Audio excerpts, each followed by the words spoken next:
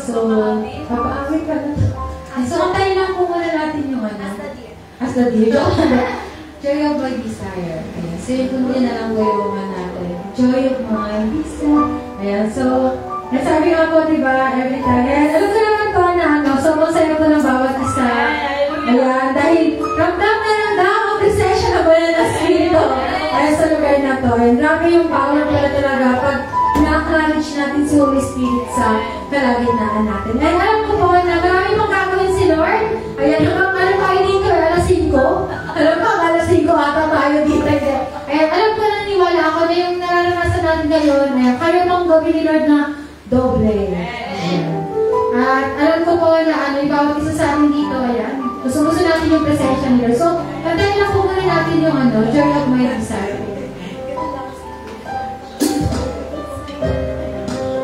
Let's continue to give praises to Him.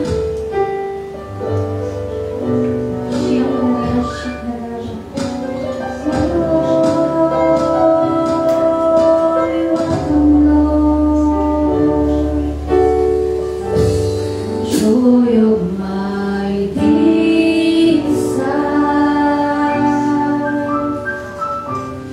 oh consuming fire, oh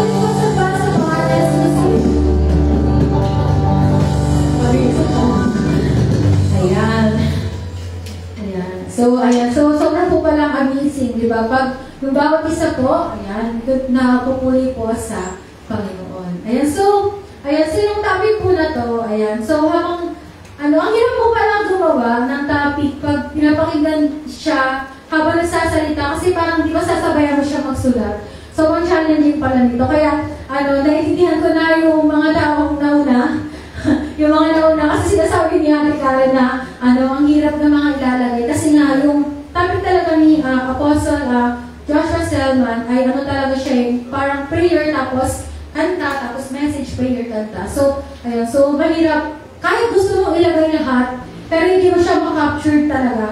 Yung as in, parang lahat gusto mo isulat, pero hindi ko alam kung kakasya sa PowerPoint. Lahat ng mga takeaways, tama ba? Na mga and may mga nadagdag lang po, kasi ganun po pala talaga pag gumagawa ka.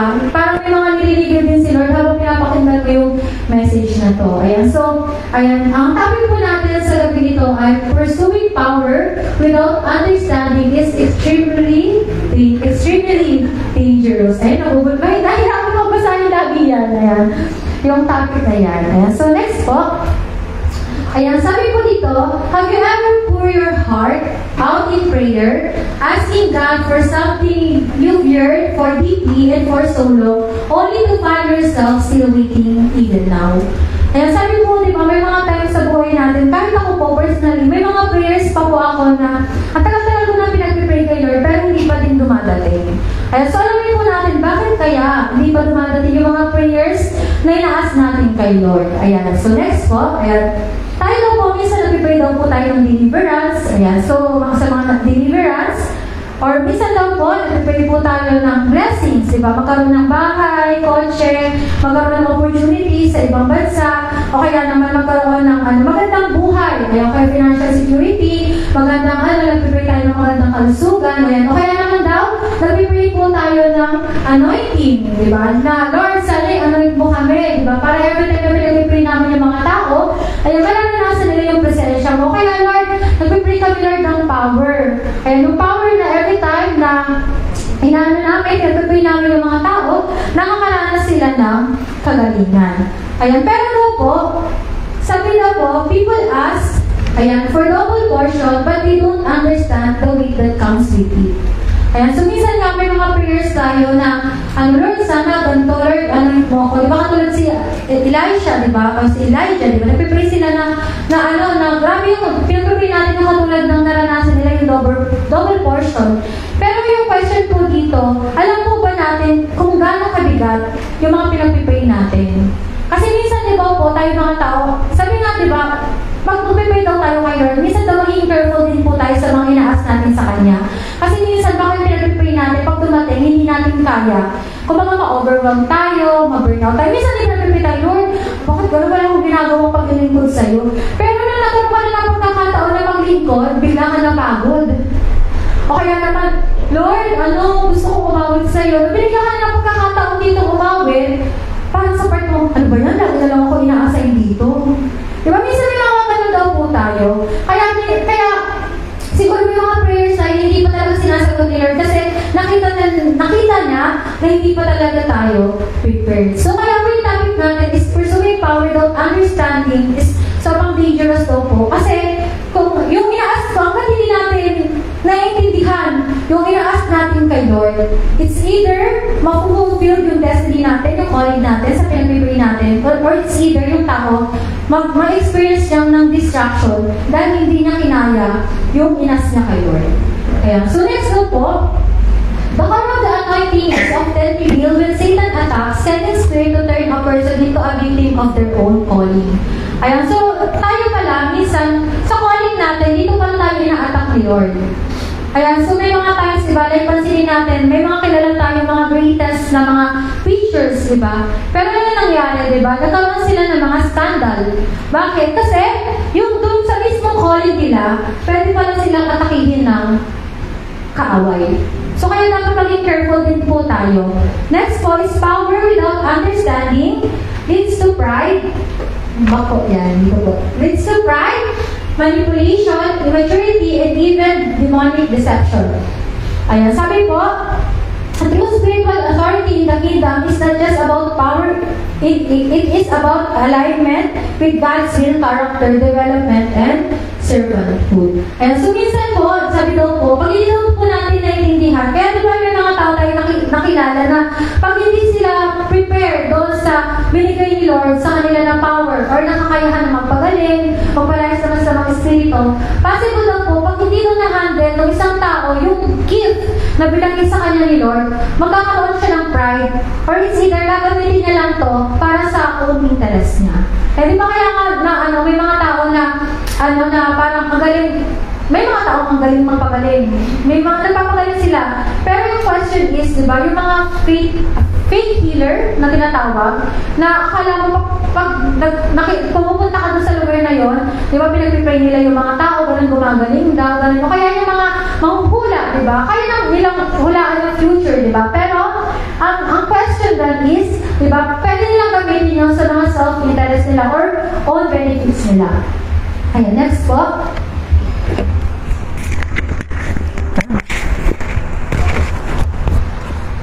Yeah. Sabi po, there is a legitimate hunger among believers to walk in spiritual power. This is not wrong in itself. After all, Jesus promised believers power through the Holy Spirit. And sabi naman po ito ni Lord, wala naman pong mali na i-desire natin na, Lord, bigyan mo naman kami ng gift para makapagpagaling or gift para sa deliverance or Lord, bigyan mo kami ng gift na kung saan, di ba, mararamdaman nila yung love ni Lord, di ba? Or mga kakayahan tumugtog, umawit, sumayaw. Bigyan mo kami ng mga gift na to. Pero hindi wala daw pong masama na mag-ask po tayo ng mga gantong bagay.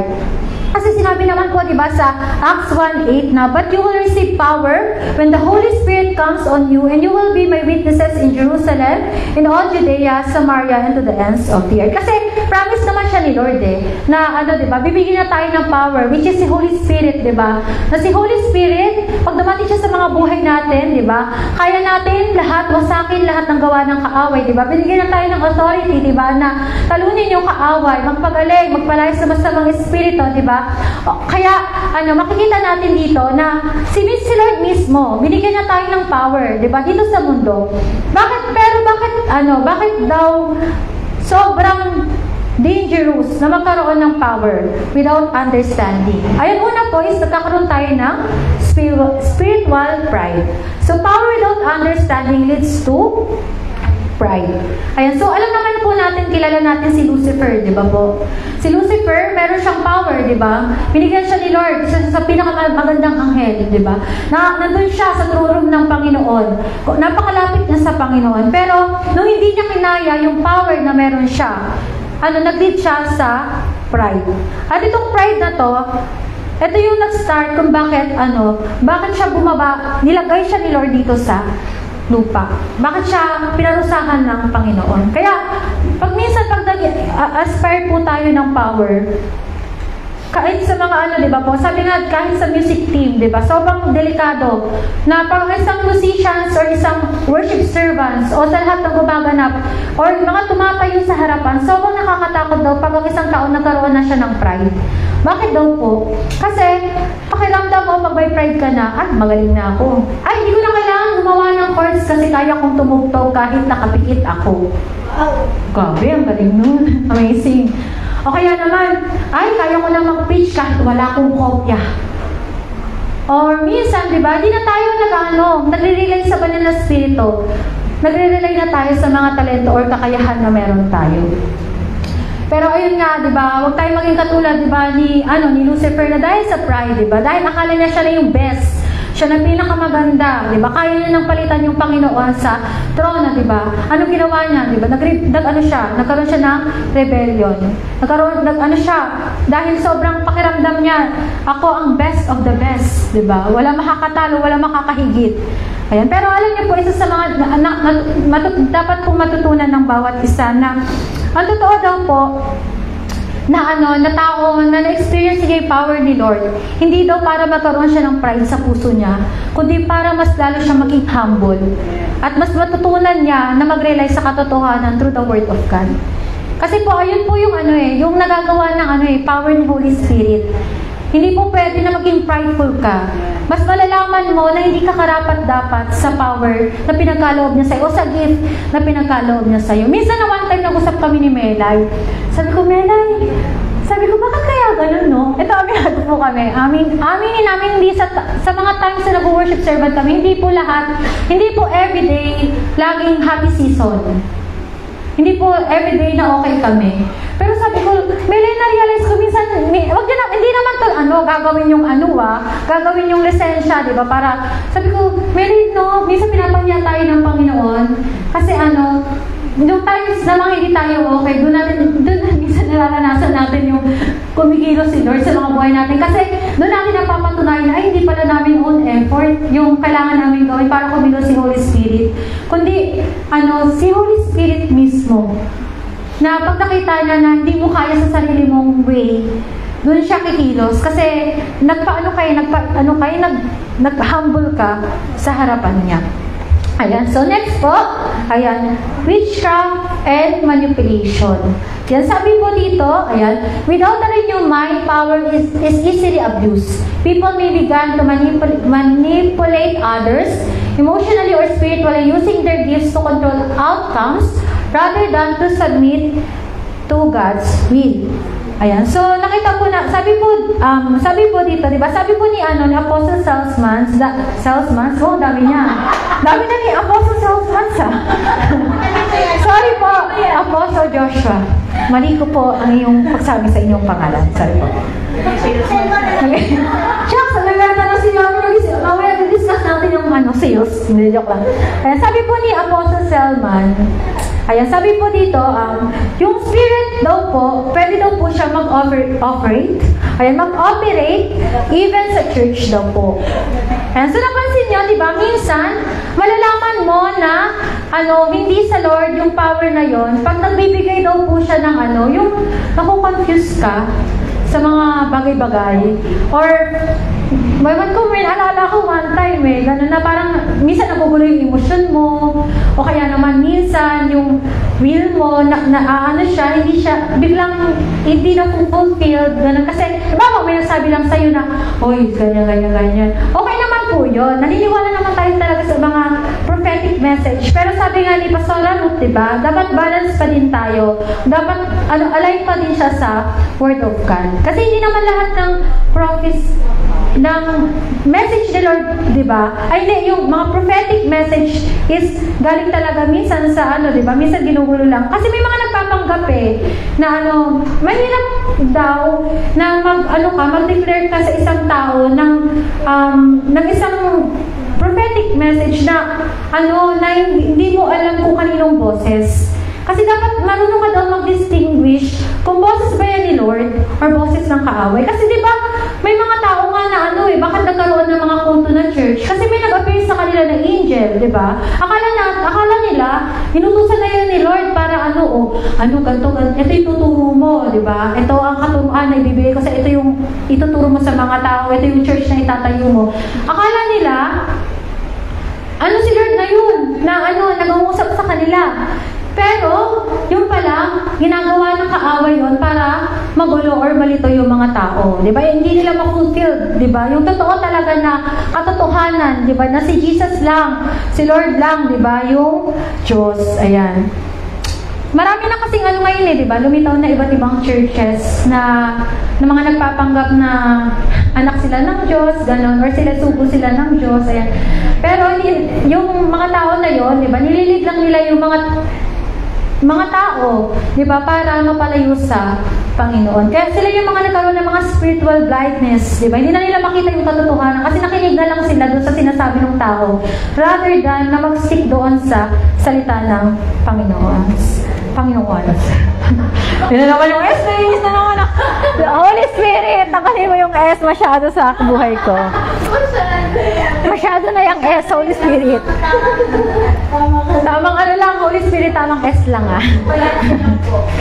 Sakto lang, Holy Spirit, huwag lang maraming S. Ayan. So, number 3 po, spiritual immaturity and instability. So, one can speak in tongues, prophesy or prophesy or perform miracles and still be a spiritual baby. Kaya totoo naman, di ba? Natutuwa, alam mo, nung pinapakinggan ko si Apostle Joshua, parang lahat gusto mong ilagay. Pero hindi talaga kasya. Yan lang talaga yung mga, mga nakuha na mga possible na, na mas maintindihan ng mga tao. Ayan, so, ayan po. Kasi lahat po tayong marunong mag-tangs. Ayan, mag-tangs tayo. Lahat tayo. Pwede tayo magkaroon ng mga gifts. Diba, regalo galing sa Panginoon, mga talent na binigay ng Panginoon. Pero, diba, pero meron pa rin daw na mga tao na ang dami nilang kayang gawin, pero ano pa rin sila, spiritual baby. Pag sinabi natin mga spiritual baby, sila yung mga immature na Christian. Kaya isa sa mga example dito is si Samson. Diba? Kita naman natin, inanay naman siya ni Lord eh. May power naman siya, ang lakas-lakas nga niya eh. Kaya niyang patayin yung mga leon, diba? Sa pamamagitan na ng kanyang mga kamay. Pero, ano nakita natin sa buhay niya? Pinagkalooban siya ni Lord ng power. Pero dahil nga, nag-rely siya doon sa power na hindi sa Panginoon, ano nangyari? Nagkaroon siya ng poor judgment, lack of discipline, and no understanding of consecration. Ibig sabihin, pag sinabi natin consecration, hindi siya nabuhay ng may kabanalan.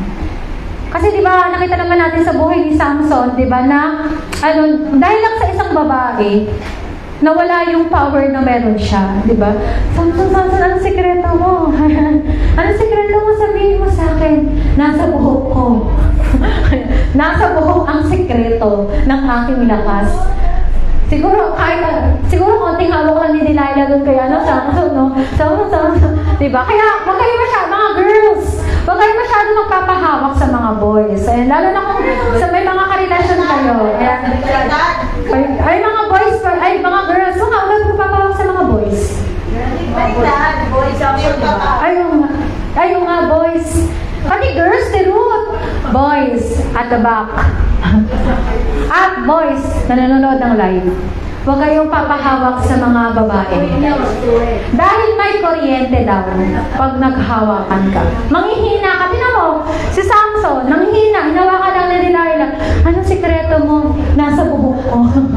Nasabi agad na nasa buhok. Ano ba yan? Diba? Pero yun nga, ayan, so, careful po tayo. Diba? Ayan, sa mga gantong bagay.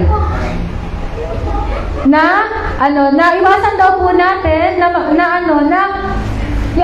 try natin kasi lahat naman po tayo dumaan tayo talaga sa pagiging immature. Aminin po natin yan kasi may season talaga tayo na immature talaga tayo. Pero sabi nga, habang lumalapit kay Lord, mas nagkakaroon tayo ng spiritual maturity na pinagkakaloob ni Lord sa mga buhay ng bawat isa.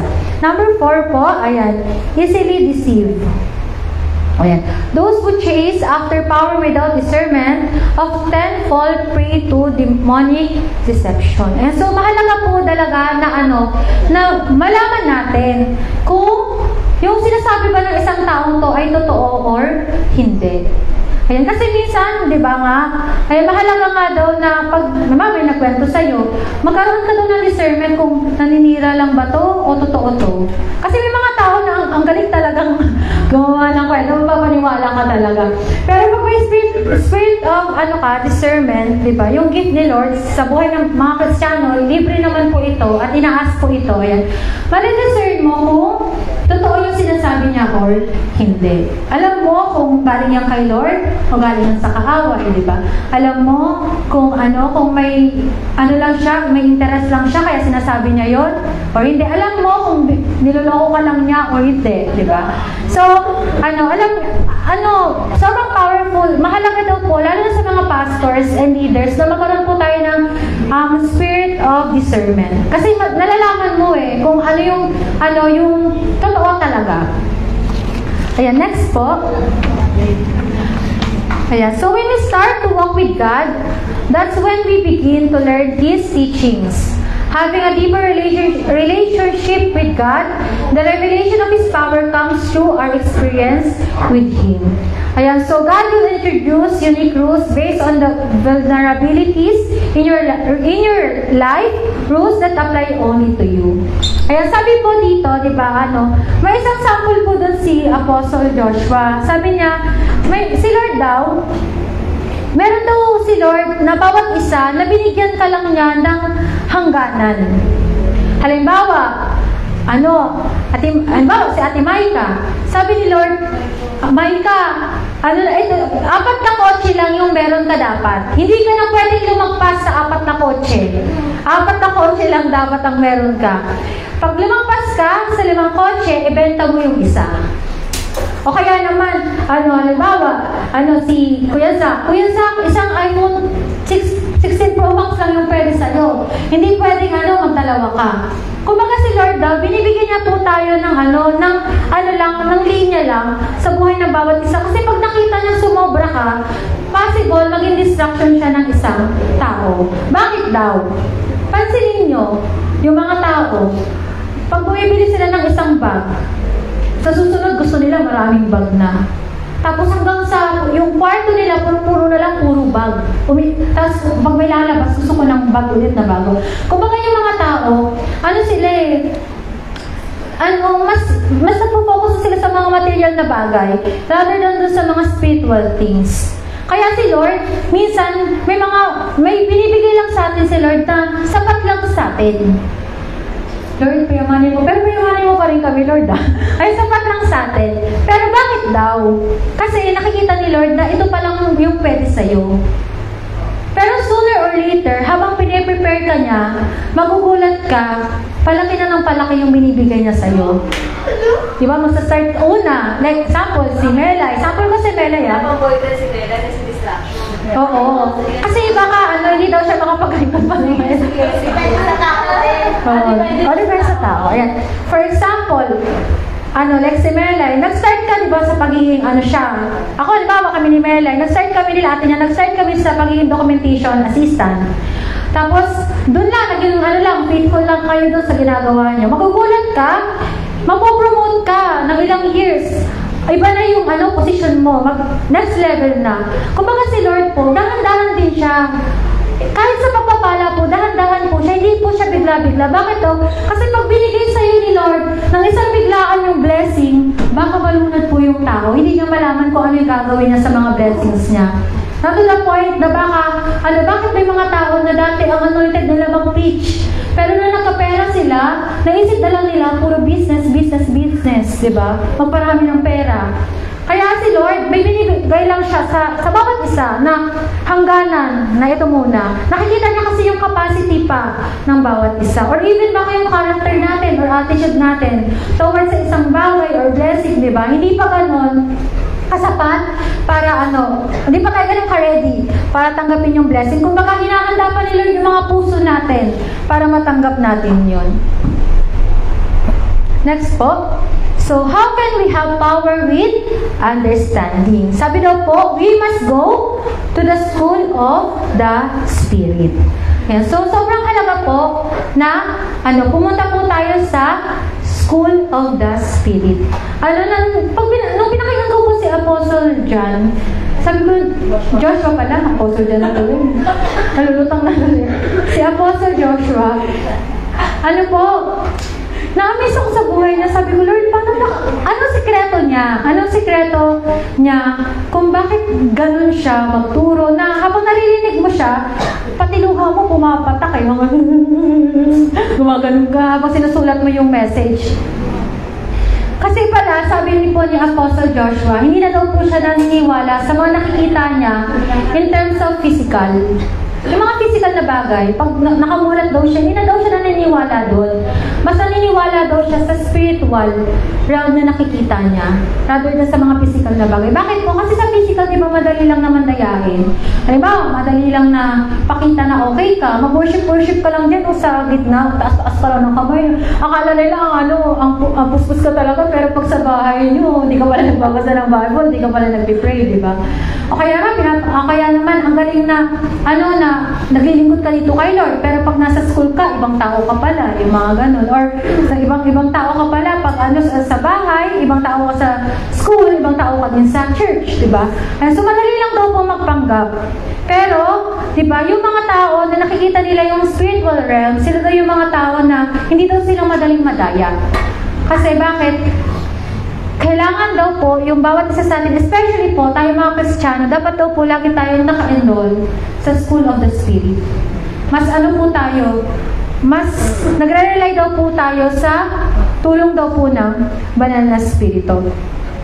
Ayan. So before we can operate spiritual power safely and effectively, understanding has to come first. Ayan. So una, number 1 po, dapat understanding of Scripture. Ayan. So bakit po mahalaga na nagbabasa po tayo ng salita ng Diyos? Kasi po, unang-una, nasaan po ba ang katotohanan? Nasa Word of God. Nasaan po ba si Lord? Nasa Word of God. Kaya po, para po na makontain natin yung power na kayang ibigay ni Lord sa mga buhay natin, kailangan po marunong po tayong umintindi at nag-aaral po tayo ng Word of God. Kasi bakit minsan po, di ba, may mga message si Lord na magugulat ka, di ba, sinabi niya sa'yo, nasa Word of God. Pero kung hindi ka nagbabasa ng Word of God, di ba tayo yung mga tao, ganitong sinasabi natin, Lord, mausap ka sa buhay ko. Lord, anong message mo sa buhay ko? Ayan. Si Lord, may message na pala siya sa'yo. Nasa Bible lang pala. Eh dahil hindi ka nagbasa ng Bible, hindi mo narinig yung message niya. Kasi tayo, di ba, gusto natin yung binubulong sa atin pag may message yun si Lord. Okay lang po yun. Na pag may napipray po tayo, napipray po tayo ng mga tao, may message sa atin yung tao na yon, di ba, ginagamit siya ni Lord para ibigay yung message. Pero mas mahalaga pa rin po na naririnig natin yung message ni Lord sa salita po ng Diyos. Kaya sana po yung binigay po ni Pastora Ruth na challenge po sa bawat isa, yung 6 months challenge, sana po nagagalaw pa po natin. Ayan, so wag lang po natin ilagay sa mga bag natin or gawin lang po natin na palamuti sa mga bahay natin, kundi talaga pong gamitin natin. Kasi para sa atin po yun, sana po dumating po yung time sa family church na hindi na po tayo dapat i-challenge pa sa pagbabasa ng Bible. Kasi po, Kristiyano po talaga, ang pagkain po natin ay Word of God. Kung kumakain po tayo ng sobra-sobra sa isang araw hanggang midnight snack, sana kumain din po tayo ng Word of God. Ayan, kasi baka po pag nakaroon dito, bumili si Pastora Ruth ng scanner na nakikita yung spiritual life natin, eh baka makita na sobrang malnourished na pala. Yung lusog-lusog na physical na pangatawan natin, tapos malnourished pala yung spirit ng isang tao. Parang nakakalungkot naman po yun, di ba? So sana po, wag na po tayo pilitin pa. Or encourage pa na, magbasa ka naman ng Word of God. Siguro po kung nagsasalita yung Bible, baka nagkakaway-kaway na sa'yo na parang ako mo na, basahin mo naman ako. Di ba po? Sana po tayo, ganun po tayo. Especially po, di ba, sa lahat ng mga mostly na ginagamit ni Lord, dapat kung may unang-una po na babad po sa Word of God, ay kayo po. Kasi hindi po pwede na tayo po pala, sorry. Tayo, kasama pala ako. Tayo po. Ayan. Dapat po, tayo mga gumaganap po sa pulpito, ayan. Dapat po tayo po ay number 1 na babad po sa Word of God. Bakit po? Hindi po natin kaya magpakain sa mga tao kung tayo po ay walang mapapakain sa kanila. Yun. So, sana po kasi po nakakalungkot. Ako po, kahit ako po nagigilty din po ako sa part na pag sobrang pagod ka, kasi totoo po talaga, pag minsan pag pagod na po tayo, may mga times talaga na binabasa mo yung Bible, magugulat ka, anong chapter, ilang verse na ba nabasa ko? Napapikit na ako. Eh, kahit ako po, aminado po ako, may mga times talaga na nagbabasa ka ng Bible na parang nanlalaban ka na lang, hindi lalabanan mo na lang yung sarili mo na, isang ka na lang. Yung akala, and kahit kaya po naranasan po namin yan. Pero, yun nga po, ang kailangan po ng bawat isa, tayo po, mga tao, na magkaroon po talaga tayo ng time na magbasa po ng Bible. Mahirap po kasi talaga magbasa ng Bible yung mga oras ng 10 o'clock, 10, 11, 12, yan. Kung maaga ka natutulog, kasi aantukin ka talaga eh. Kasi yung mga ganong tulog, parang siesta time na yun eh. Kaya maganda po magbasa yung mga 8 o'clock, 7, ganon. Kasi gising na gising pa eh. Kaya, di ba kung paano gano'n po tayo na, yung mulat na mulat sa pagsiselfone hanggang alas 3, yung naglalaro ka ng mobile games mo, di ba? Pero pagdating sa Bible, tapos tayo, ganon. Kaya humihilig pa, sabi ni Tita Mau, di ba? Yan, kaya yun po. Naniniwala po kung darating po yung bawat isa po sa atin na na hindi na po tayo kailangan papilitin nila pastora or magbigay po siya ng print copy ng Bible po para magbasa po tayo kasi magiging as natural as breathing na po siya sa mga buhay natin. And next po is understanding the purpose of God's kingdom.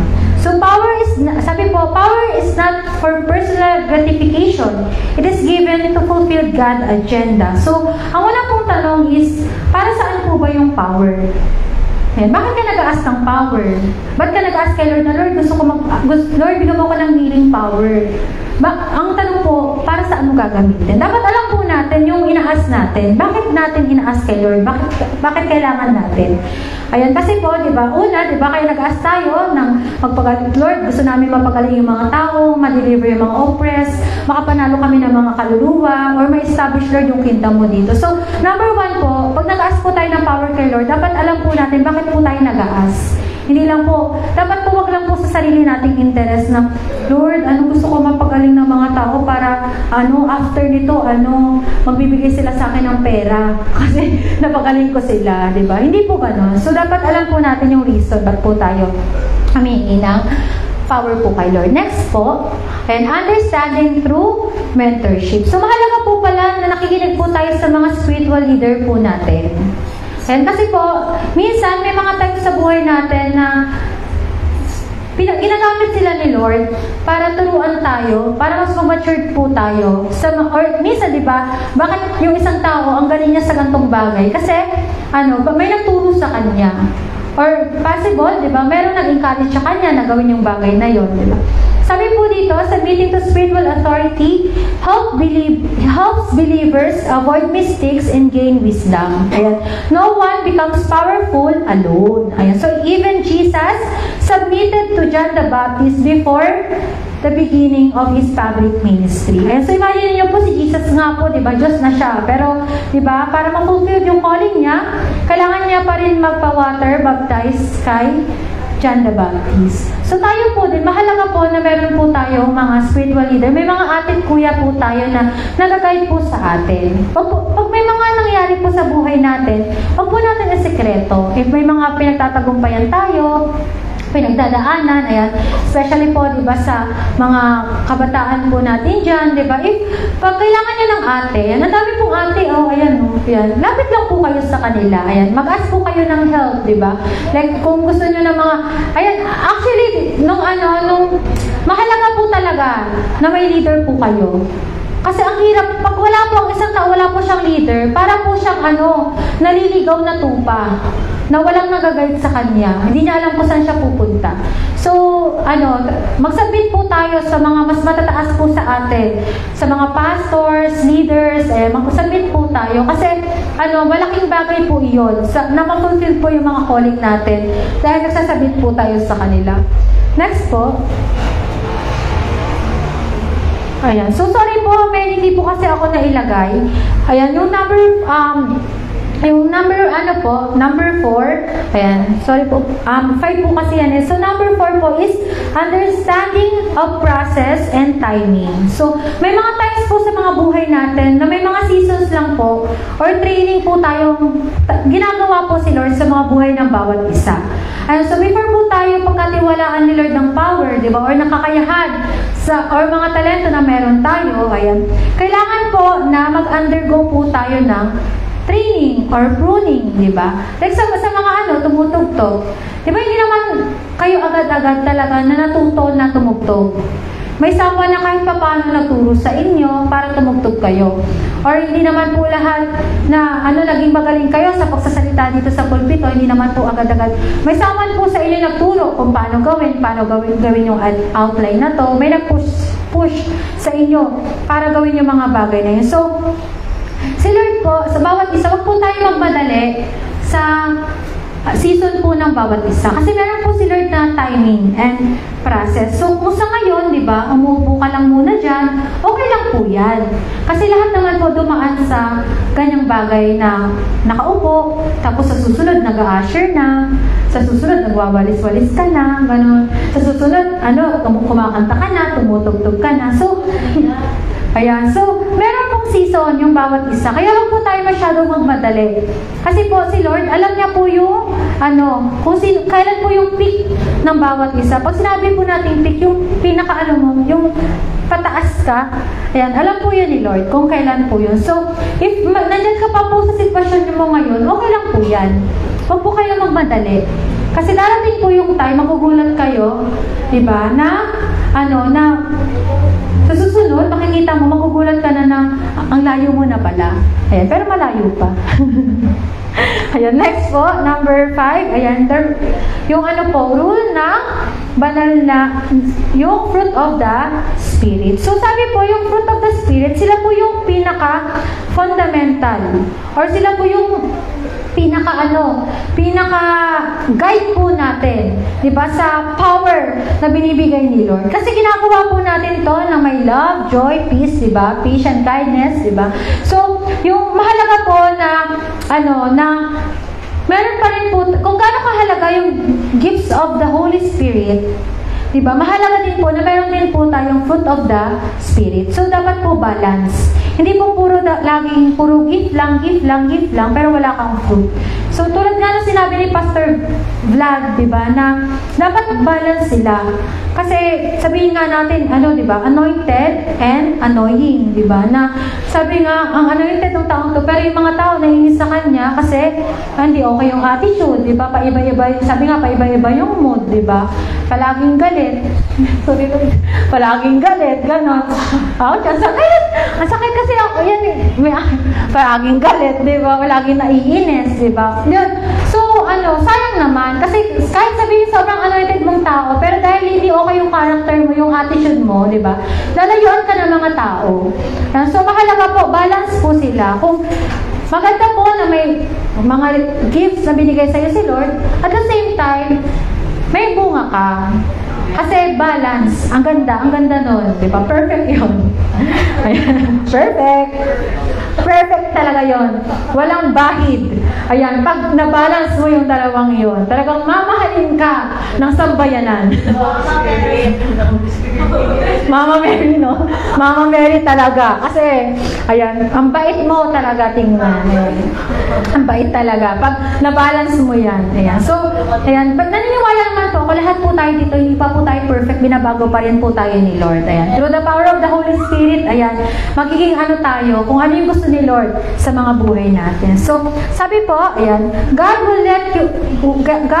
won't let you to face battles that are too big for your spiritual readiness. Ayan, so kung alam ni Lord na hindi ka pa ready para sa kaya di ba sabi nga po, wag na natin tingnan yung pinagdadaanan ng bawat isa, na bakit ganito yung pinagdaanan ko, siya ganito lang yung pinagdaanan niya. Kasi daw po si Lord, may mga pinagdadaanan po tayo na binibigay lang sa atin ni Lord kasi nakadepende po siya doon sa spiritual readiness po ng bawat isa. And kasi minsan, di ba, baka yung pinagdadaanan niya, pag binigay ni Lord sa kanya, hindi niya possible, hindi makayanan ng taong pinagkalooban nun. Pero pag sa'yo na, pag sa isang tao na, hindi niya makayanan kasi hindi pa ganun kahanda yung spiritual life niya para i-accept yung battles na yon. So, si Lord, sabang talino ng Diyos. Ayan. So, iba-iba po tayo ng sitwasyon sa buhay. Ayan, may mga tao dito na parang, Lord, ba't ganun? Ang galing na naman ng tao. Ang galing naman ng taong to, ganyan-ganyan. Pero, ang question dyan is, ano ba yung preparation na ginawa niya para maging ganun siya? Yan. So, pansin natin, di ba, na yung may, kung ano na yung experience niya kay Lord. Kasi yung nasusukat doon na yung experience mo with the Lord, doon mas nakikita at mas nag-i-improve yung spiritual readiness mo the more na na-experience mo si Lord. Kaya sobrang halaga na bawat isa po sa atin ay may experience po tayo kay Lord. Mahalaga po yun. Hindi po pwede na naglilikod po tayo kay Lord na hindi po natin nararanasan or hindi po natin experience si Lord kasi mahirap po wala po tayong ite-testimony sa mga tao. Mahirap po maglingkod na hindi mo po na-experience mismo yung Diyos na tinuturo mo sa mga tao. Yan. Sabi po ni Apostle Joshua Selman, yan, ang baka-pogi naman, no?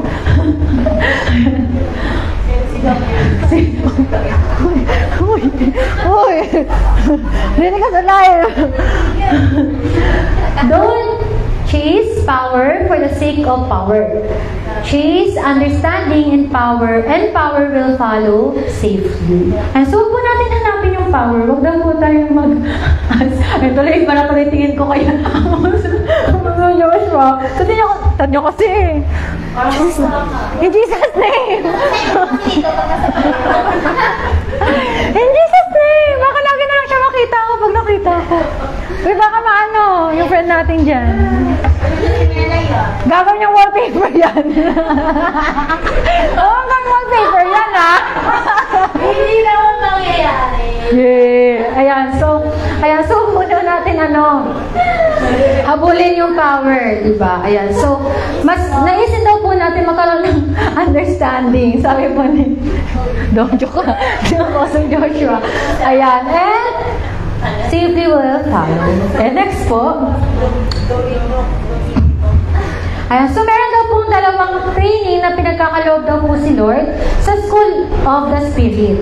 Una po is yung training po in hearing God. Ayan. So next po, sabi po dito, when we walk with God, ayan, He trains us to understand that not every gift is meant for us. As we grow, we need the strength and discipline to say no to many good things. Ayan, so so example po dito ay si Abraham and Isaac. Iba na tuloy din naalala ko pag si Isaac Iba din na imagine ko. Ayan, so sabi daw po, kung si Abraham daw po ay hindi alam o hindi niya alam kung paano maririnig ang Panginoon, baka daw po for the first time sa Bible, makita daw po o mabasa daw po ng mga tao na si Lord ay nag-iisang killer. Kung hindi daw po siya marunong makinig sa boses ng Diyos. So sobrang, di ba, imagine niyo kung si Abraham hindi niya ma-identify kung boses ba yun ng Diyos or hindi, baka po napatay niya talaga si Isaac. Diba? So, mahalaga po, isa po sa pinakamahalaga sa atin ay alam po natin kung paano yung marinig yung tinig ng Diyos. And sabi nga po, dapat daw po maintindihan natin na hindi po lahat ng gift ay para po sa atin. Meron po si Lord na bawat isa sa atin na espesyal na regalo na pinagkaloob po. Hindi po lahat, di ba, marunong sumayaw, hindi lahat singer, hindi lahat musicians, hindi lahat, di ba, magagaling magsalita, or magaling pagdating sa, pakikisama sa mga tao. Hindi po lahat pare-parehas ng regalo. So, minsan kasi, di ba, ang problema natin, kung bakit tayo minsan nasi-stress or kung minsan bakit tayo frustration. Ayan. Kasi daw po, may mga bagay tayo na gusto na hindi naman para talaga sa atin. Ako, dati talaga, pangarap ko talaga matutong sumayaw. Sumali pa nga ako sa grupo nung maliit ako. Nakipag-showdown pa kami dyan sa sa gitna. Ayan. Kung pa ako doon, sayaw-sayaw pa ako doon. Kasi gusto ko sumayaw. Pero yung sayaw, ayaw talaga sa akin. Ayan, nagtay pa nga ako sa tambourine Sumali pa ako sa tambourine, pero hindi talaga para sa akin ang tambourine. So, may mga gift talaga na hindi para sa atin, pero may binigay sa'yo si Lord na isang regalo na ikaw lang ang kayang gumawa. At dapat yung regalo na yun, di ba, imbis na ipagsagwalang bahala mo siya, wag mo siyang pansinin, yun po yung gawin natin, yun po yung improve ng bawat isa. Ayan, so kung binigyan ka ni Lord para kumanta, i-improve mo yan hanggang maging kaboses mo si Regine Velasquez. Di ba? Kung binigyan ka ni Lord, nakakayang sumayaw, di ba? I-improve mo yan hanggang maging kasing galing ka ni Jopay. Joke lang. Okay, sir, malamat. Wala ka sa pala lang dancer Ayan, dahil chef na lang. Si Cheska pala. Hi po. Ayan, nanonood po kayo. Ayan, shoutout mo lang kay Tita Mayet Kasi sabi Tita Mayet, lagi niya inaabangan, di ba? Hindi, Cheska na taga-dancer. Taga-dancer. Hindi ko kasi alam kung taga-dancer, taga-dancer na rin. Abetes. Kung bubuhay na dito ka ba? Ayan. So, ayan, okay lang po. Kasi may mga, ayan po. So, huwag na po tayo na ano. Sabi nga ni Pastora Ruth, hanapin natin yung maximum of 10 natin. Diba si ate niya, magaling siya magpasaya ng mga tao. Mag-drawing, wala kang ganun. Hindi mo talent yun. Oy. Buboy, wag kang mahingay, Buboy. Dinag na si Buboy. Ayan. Ayan, diba? O kaya naman, kasi galing ni Jay sa pagda-drums. Wow, grabe naman. Talagang pinaganda niya yung araw na to kasi naka-sleeveless siya. Nakita niyo naman. Kasi magda-drums siya eh. So, para hindi siya mahirapan sa pag-ganon. Oh, yes, muscles niya. Pinapakita niya. Ayan, diba? So, yun, improve.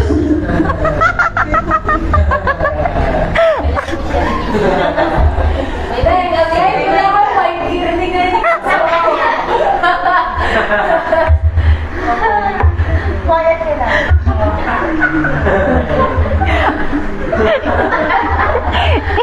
Yes,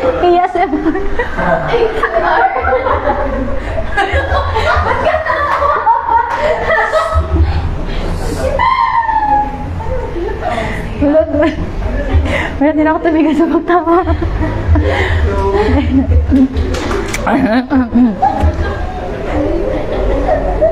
Uy, atin nyo!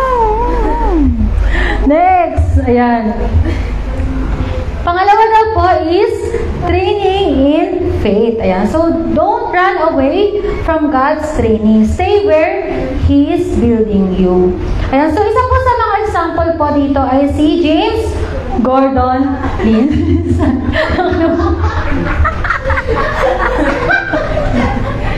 Bakit ganyan?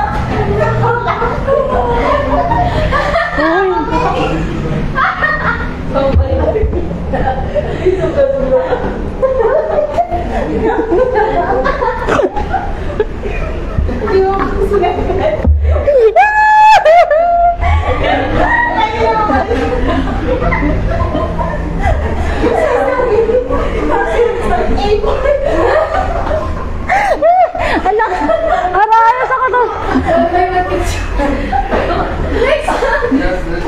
Ayan, sige next natin. Sitong naman.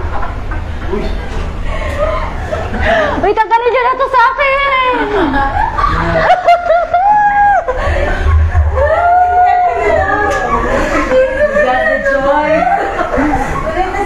Uy, tatagalin ko na to ah. Hindi ko na kaya.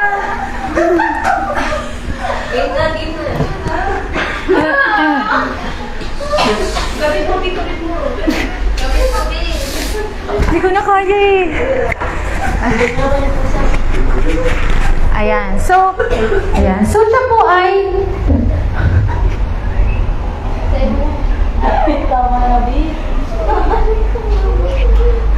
Uy.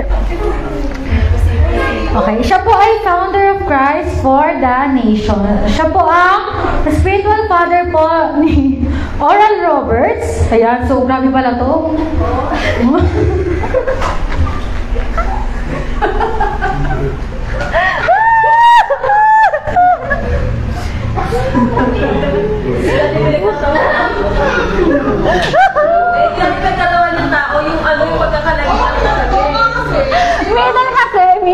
Ang ganda kaya. Nasa gitna siya. Oh. Ayan. So po siya po thank you, Lord, for the joy of the Lord. Thank you, Jesus. Thank you, Holy Spirit. Ayan. Ayan. So, sabi po sa kanya ng mga tao, kasi, ano po siya eh, parang siya yung more on backstage. Yung pag mga may healing crusade, ayan, doon siya na yung nag-asikaso, ganyan-ganyan. Kaya one time daw, meron siya nakausap na very, man of God. Sabi sa kanya, Pastor James, sabi niya, bakit ganun? You're so very anointed. Pero bakit okay lang sa'yo na at the backstage ka lang? Yung, ganyan-ganyan. And then dumating yung time na, lang siya, continuous lang siya. Kahit sinasabi sa kanya na, bakit ayaw mo magkaroon ng sarili mong platform? Ikaw yung magkaroon ng healing crusade, di ba? Pagalingin mo yung mga may sakit. Ang nangyari daw po, di ba? Hindi niya pinakinggan yun. Ang ginawa niya, nagpatuloy pa din siya. Hanggang sa dumating daw po yung time na sabi ni Lord sa kanya, it's time. It's time na, magkaroon ka na ng sarili mong platform. So, di ba, imagine niyo sa backstage lang siya. Nag-aasikaso lang siya pag may mga program, may mga event. Tapos, out of nowhere, nung sinabi ni Lord na okay na, graduate ka na sa training mo. Di ba? Ito na yung platform mo. Grabe po yung nangyari. Ano pong nangyari? Nagkaroon po ng revival sa lugar nila. At hindi lang po sa lugar nila, sa iba't ibang bansa. Imagine niyo, spiritual father siya nila, Oral Roberts, di ba? Nila Kenneth Hagin. Ayan, nila T.L. Osborne, di ba? Kilala pala to. Grabe pala. Founder of Christ for the Nation, di ba? Parang imagine niyo ang simple niyang tao at backstage lang siya. Di ba? Kaya yung mga taong nasa backstage, naniniwala ko darating yung time, grabe yung platform na kayang ibigay ni Lord sa buhay nila. Bakit? Kasi grabe yung training nila eh. Rather than sa mga tao talaga na nakikita na sa unahan. Kasi pag sinabi na ni Lord ng time mo na, platform mo na to, baka grabe yung kayang gawin ni Lord. Kaya, yung mga pakiramdam natin, sa mga event na ginagawa, yung hindi talaga nakikita sa harapan, grabe pala yung kaya nilang gawin, di ba? Imagine niyo, di ba? Out of that, di ba? Naka-raise siya ng mga tao na makilala sa salita din ng Panginoon. Di ba? Naging spiritual father siya. Baka magkaroon ng spiritual mother, no? Mga spiritual mother, di ba? Nag-raise sila ng mga kilalang lingkod ng Diyos. At through that, di ba, i-account yun ni Lord sa buhay niya. Kasi, di ba, siya yung nag-alaga eh. Kahit saan nating tingnan, di ba, na hindi man, minsan, di ba, kaya nga naiintindihan ko na yung mga taong, parang akala natin wala lang kayang gawin. Huwag daw natin silang matamatahin na ganyan lang sila. Kasi pag ginamit sila ni Lord, kaya pa nilang higatan yung mga tao na talagang tumatayo sa harapan. Kaya by faith, di ba, yung mga tao, tulungan natin sila na ma-fulfill nila yung destiny nila. Kaya mahalaga nga may someone na naniniwala sa iyo na kaya mong gawin yung mga bagay. Kasi magugulat ka, di ba, na dahil may naniwala lang sa iyo, di ba, magugulat ka, ay, kaya ko pala itong gawin yung bagay na to. Ayan, next po. Ayan, so, sabi po dito, end-time leadership and ministry will not be based on skills, technical ability, or academic knowledge. It will be based on hearing from God and obeying Him. And so sa Panginoon daw, hindi daw po mahalaga na magaling ka sa lahat ng bagay. Sa mga skills, technical, matalino ka, di ba? Minsan nga, yung mga ginagamit daw ni Lord, yung pakiramdam natin hindi matalino, ganun, yung mga foolish, di ba? Sa mata ng mga tao. Pero pag sila yung inangat ni Lord, di ba? Ma-amaze ka. Di ba merong kilalang lingkod ni Lord na hindi siya nakapagtapos ng pag-aaral? Sino ba yun? Hindi ko na maalala eh. Basta merong lingkod ng Diyos na hindi siya nakapagtapos ng pag-aaral. Pero pagkaharap niya mga presidente, kaharap niya mga kilalang tao, pero ang talino niya pagkausap niya yung mga tao yun. Bakit? Si Lord kasi nag-i-equip sa buhay ng bawat isa. Ayan, kaya mahalaga po, di ba, na hindi po tayo nagre-rely sa mga own skills na meron tayo, but rather than, di ba, alam po natin kung paano makinig at sumunod sa Panginoon. And so, next po, example po yan ay si Noah. Wow, very AI. Ayan, AI. Galing ng AI, kung sinabi mo. Ayan, so, alam niya po, si Noah po, po siya, di ba, hindi siya pinili ni Lord dahil magaling siya, carpenter ng ark o ng arko, di ba? Kundi pinili siya ni Lord, bakit daw? Kasi marunong siyang makinig at sumunod. Nung sinabi ni Lord sa kanya na, Noah, magkakaroon ng flood, mag-build ka ng arko. Kung si Noah, hindi siya sumusunod sa Panginoon, baka buong pamilya niya, walang natira na tao sa mundo. Kung si Noah, di ba, hindi niya alam, hindi niya pinakinggan yung boses ni Lord na magkakaroon ng flood, kailangan mo mag-build ng arko. Di ba? Lahat na siguro nang meron sa mundong ito, wala na tayong makikita, walang hayop, walang maliligtas, kahit sino. Pero dahil si Noah, nag-enroll siya sa School of Spirit, di ba? School of the Spirit, di ba? Natutunan niya yung training na magkaroon ng hearing and faith sa Panginoon. So, mahalaga po yun. Parehas daw po yun dapat. Meron kang hearing at meron kang faith. Kasi kung narinig mo yung boses, wala kang faith, hindi mo magagawa yung bagay na yun. Or meron kang faith, pero hindi mo naririnig si Lord, wala din mangyayari. So, balance po lahat ng bagay. Kaya nga sabi ni Pastor Arun lagi, di ba? Dapat kung tayo sa spirit, balance din tayo sa Word of God. Hindi pwedeng mas lamang yung spirit, mababa yung word, kasi baka naman makakreate na tayo ng ibang religion yan, di ba? Or hindi naman pwede tayo na word, pero walang spirit, di ba? Paano naman yung mga spiritual life natin, di ba? Kasi mahalaga din talaga na ina-acknowledge natin si Holy Spirit eh. Yun. So next po, malapit na ako matapos. Ayan, so what we can learn in this message. And so nag-ask ko sa Lord, ano po bang pwedeng matutunan namin dito sa message po ni Apostle Joshua Selman. Number 1 po is, power is not the first thing to seek. Understanding is. Sabi po sa Proverbs 4:7, wisdom is a principal thing, therefore get wisdom, and with all thy getting, get understanding. Wait lang.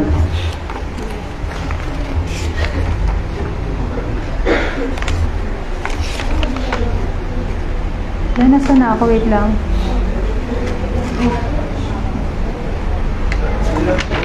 Wait lang po ah.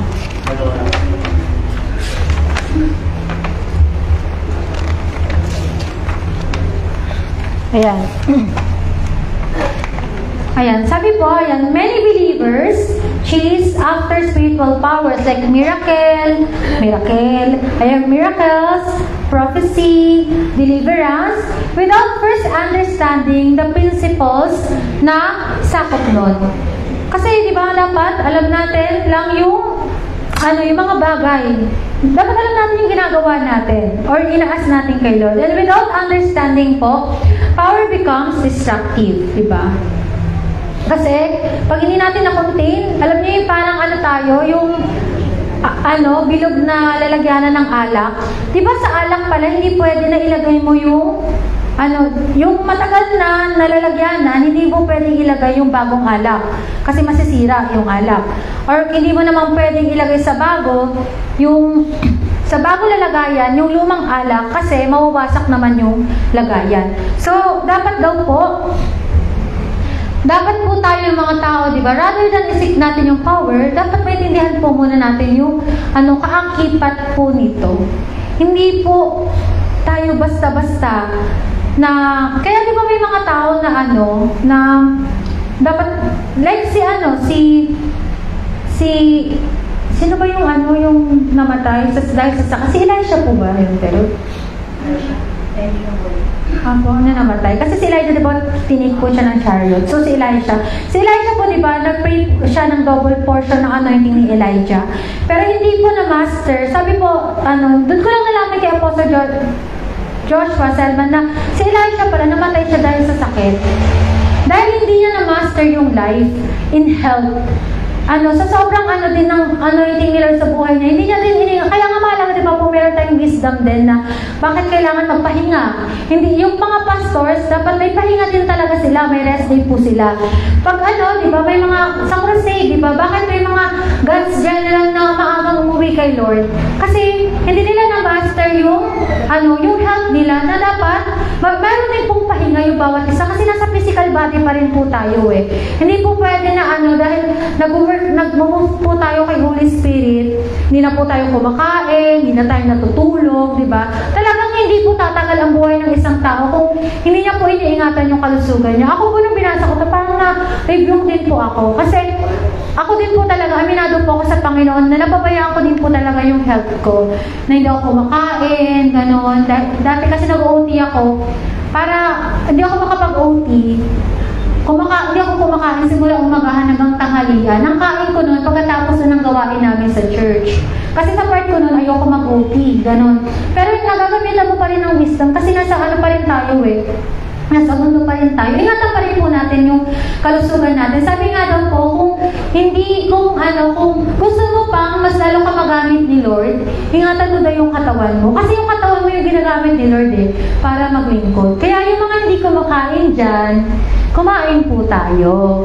Ayan. So, mga hindi po natutulog dyan ng maaga, tingnan po natin matulog. Kung kayo magpuyat hanggang alas 4, alas 3, may mga nakita po ko na alas 3 gising pa eh. Hindi ko alam kung anong ginagawa nila. Ang galing nila magpuyat. Pero ewan ko, siguro ganyan na yung mga kabataan nowadays, no, na hindi na sila, masanay sila sa puyatan. Pero kami minsan inaantok na kami pag tungtong ng alas 12, 11 o'clock nakakaantok na eh. Pero yun nga po, ingatan po natin yung mga katawan po natin. And next po, number 2, ayan. So, gifts without maturity are dangerous. So, spiritual gifts can operate in immature believers, but immaturity can lead to pride, error, and distraction. So, di ba katulad nga po, di ba, ng isang tao, di ba, na dahil immature siya, di ba, hindi niya na-handle yung regalo sa kanya, ayan, hindi niya na-operate masyado yung gift na binigay sa kanya ni Lord. Kaya di ba may mga tao na ang gagaling nila tumugtog, pero dahil nga, sila, minsan late sa pag-attend, and katulad sa Malayang Pilipino, daw sila, parang, nung may mga nakilala daw silang mga tao na ang gagaling daw tumugtog, pero dahil nga hindi sila maaga pumunta, dahil alam nila magaling na sila hindi na nila kailangan pang mag-training, kaya, ang nangyari, di ba, hindi nila nagamit yung gift nila kay Lord. Kasi mas pinangunahan sila ng pride. So, kailangan po mahalaga pa rin po na mature tayo. Gamitin yung mga pinagkatiwala sa atin ni Lord na kakayahan or ng power, di ba? Para ma-operate natin, magamit talaga natin para sa Panginoon. Number 3 po, spiritual power is not for showmanship. So, hindi tayo binigyan ni Lord ng mga kakayahan o ng mga talento or ng kapangyarihan galing sa banal na spirito para i-impress yung mga tao. So, tandaan po natin na binigyan po tayo ni Lord ng kakayahan para po ma-establish po yung kingdom niya. Yung mga talento po natin, hindi po ito para ipagyabang sa mga tao na galing mo kumanta, galing mo tumugtog, wow, galing mo naman, kaya mo pagaling ng, ay para mag-impress na, gagalingan ko mag-gitara, mapakantay ko gitara, tanananan, di ba?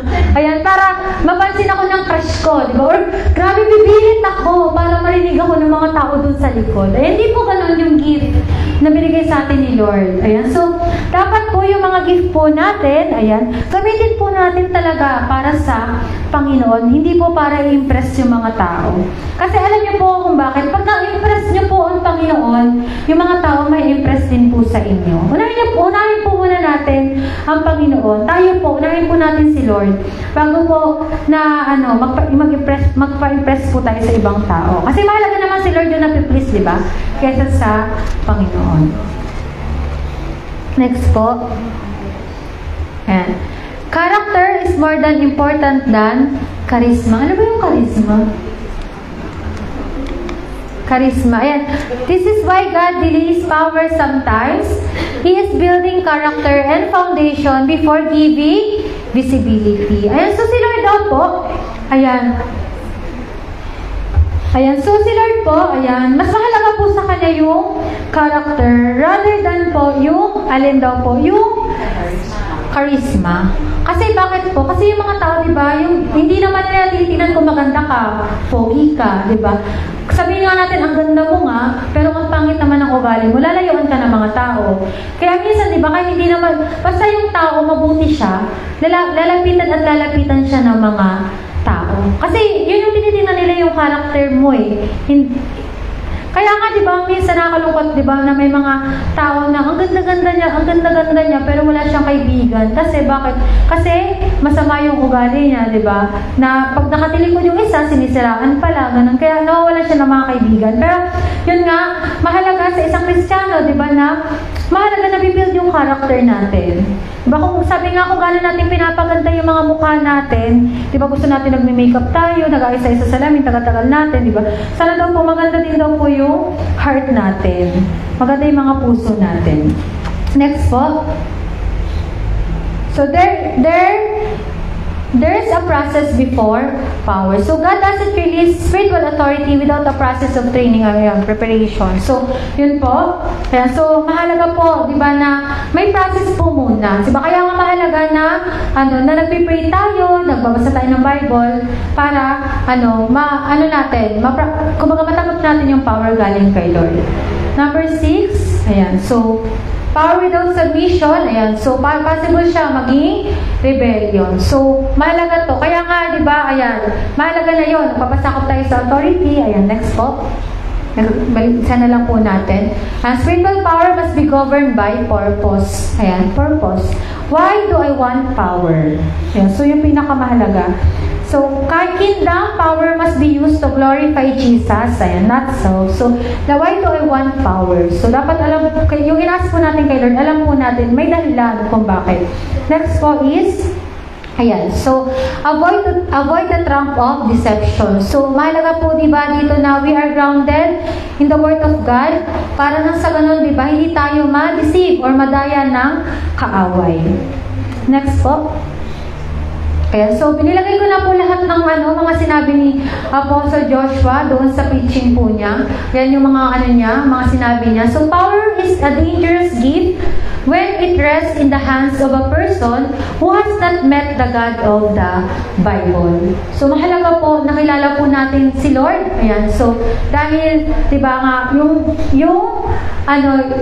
magagamit natin yung power na pinagkaloob niya kasi alam natin kung bakit natin ginagawa yun. So, it is risky to not know how to respond to life-threatening challenges. So, mahalaga po sa ating mga Kristiyano, alam po natin yung respond natin sa mga sitwasyon na mga buhay natin. Anytime you access the spiritual realm without the help of the Holy Spirit, it becomes witchcraft. So, lagi po dapat na mag-move po tayo sa spiritual realm, di ba? Dapat lagi po natin include si Holy Spirit. Dapat lagi po tayo nakarelay kay Holy Spirit. So, before you follow what men are telling you, look at what they are following. So, mahalaga, alam nyo, sino ba itong pastor na to? Sino ba yung mga kasama niya? Or sino ba, or yung leaders na to? Sino ba yung pinakikinggan niya? Kaya mahalaga, di ba, na careful tayo sa mga pinapakinggan natin. Kaya nga mahalaga yung sa music din, alam natin ano yung background ng singer. May nalaman ako yung I need you more than ever when you put my heart. Na-realize ko na kaya pala niya yung nagawa, yung kantang yun. Kasi nung time na yun, nakascroll daw siya sa TikTok. Tapos may nakita daw siya, napakaganda talagang babae. So sobrang ganda daw ng babae. Ang ginawa niya daw, parang niya, lagi na tinitingnan. Yun, tapos parang naman niya, nagkakaroon na siya ng parang lasting doon sa sa babae. Parang sabi, sobrang ganda, parang na-hook na siya doon. Kaya nung time na yun, napakakanta daw siya na I need you, Lord. Kaya doon pala nagawa yung kantang yun. Well, parang na-realize ko lang na lahat pala ng kanta, meron siyang meaning. May story siya. So dapat, kaya mahalaga na yung mga pinapakinggan natin mga songs, alam natin bakit, yung pinagbulan ng kantang yun. Ayan, so kaya pala pag may nakita kayong maganda, kantahin nyo yun. Yung tapos pakaramdam nyo, gandang-ganda kayo, di ba? Kantahin nyo. Kasi yung pala kaya pala nagawa yung kantang yun dahil doon. Dahil sa TikTok na babae na napakaganda na, naging crush niya ata. Ayun. So, next po is, before you follow what men are telling you, tapos pala. Next is, there is a difference between knowing God and understanding God. Iba daw po yung kilala mo yung Diyos, sa nauunawaan mo yung Diyos. Kasi lahat naman ng tao, pag tinanong mo yung mga tao dyan, kilala mo ba si Jesus? Sasabihin nila, kilala ko si Jesus. Pero, naiintindihan mo ba si Jesus? Alam mo ba kung ano niya? Hindi ko alam eh. Pero alam ko si Jesus. So, mahalaga po na hindi lang natin siya kilala sa pangalan, kundi mismo yung character po ni Jesus, kilala po natin kung anong Diyos po siya. Next po. Ayan, the protocol for really receiving the power of God is not you must get the light to validate the power. So, dapat po, di ba, alam natin, parang sa kuryente, di ba, may source yan, may ilaw. Pero bakit ba siya umiilaw? Kasi, nakasaksak siya sa power. So, dapat po tayo mga Kristiyano, nakaano din po tayo, nakasaksak din po tayo sa source ng power natin, which is si Holy Spirit or si Jesus. Parang si Holy Spirit, naging Ayan. So, next, Nothing in this world could satisfy. So, lagi nating tandaan, wala pong makakapag-satisfy sa buhay ng bawat isa kundi tayo po mismo. Ayan. So, the secret to God's power. Ay, si Lord lang pala. Hindi po pala mundo. Sorry, si Lord lang po. Ayan, si Lord po lang yung makakapag-satisfy po sa... Sino? Ay, sabi ko kanina? Ay, hindi. In Jesus' name, hindi tayo. I call it null and void. Si Lord po lang ang makakapag-satisfy po sa atin. Ayan.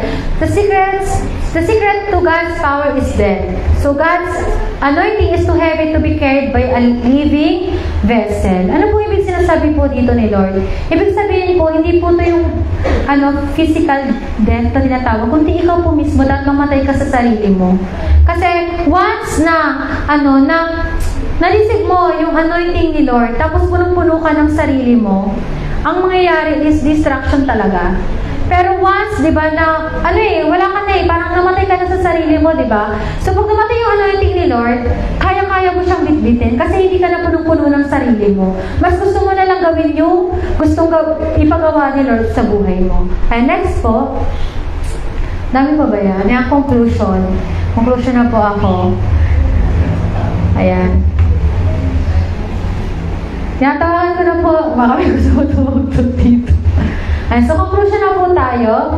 Ayan, so, are you asking God for power without first asking for wisdom and understanding? And so, dumating po ba tayo sa buhay natin na Lord, nag-aas tayo kay Lord, pero inaas lang natin kasi gusto nating ma-experience, pero hindi natin nauunawaan kung gaano kabigat yung bagay na yun.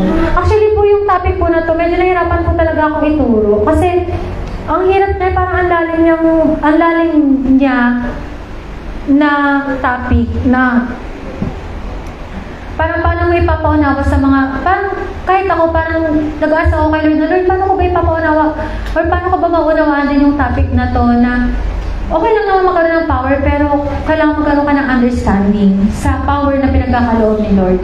And ang hirap po talaga na alam mo yun yung tumatayo ka dito sa harapan. Actually, parang everytime po talaga tumatayo ako sa harapan. Parang ang hirap po talaga. Hindi ko talaga kaya. Talagang sa part ko, wala na po bang iba. May iba po bang pwedeng gumawa. Parang ganun. Pero, yun nga, di ba, hindi tayo lagi nag-realize sa mga sarili natin. Pero, ito nga po yung question, di ba, sa atin, sa buhay ng bawat isa. Are you more focused on being seen than being shaped?